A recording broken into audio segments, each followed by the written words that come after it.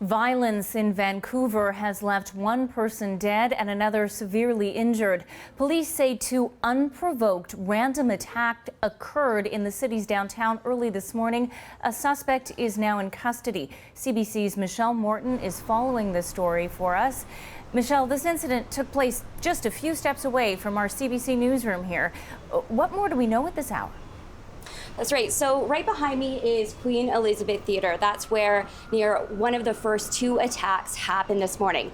Vancouver police say they were first called to Cathedral Park, which is roughly 2 blocks further up, after reports of a man being attacked. When officers arrived, they did find a man who was attacked with a knife. He was bleeding from his head and had his hand severed.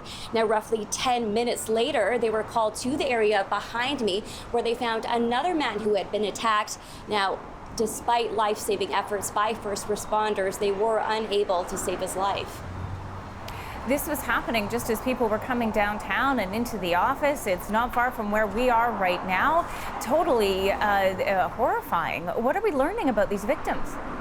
Right, so we are told that the first victim, he is a man in his 50s. He was taken to hospital with his hand and is expected to survive. Now, the second victim, the police say that they are working to still identify him, so they have not confirmed his age, but they do say that he appears to be around 70 years old. Now, shortly after, police say they did arrest a 34-year-old suspect from White Rock after receiving reports of a man behaving erratically and yelling at a stranger near Olympic Village.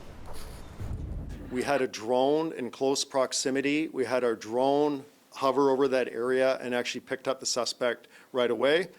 They helped guide in members of our emergency response team, followed by patrol officers who took the person into custody. It was not a violent arrest. It was a fairly straightforward arrest, and that's all I can tell you.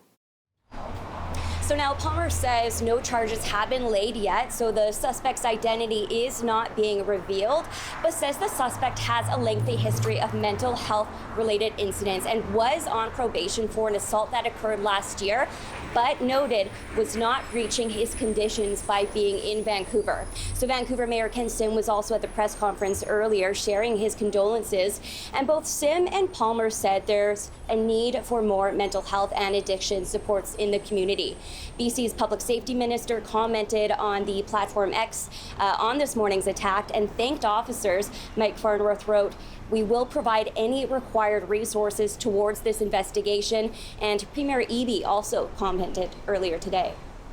We'll dig into this. We'll look into the background and see what, if anything, we could have done differently here. My profound concern is that this is someone grappling with a mental health, addiction issue, a brain injury, and our province's response to rely on the criminal justice system and the federal government's changes. You're going to see announcements from us about more assertive care.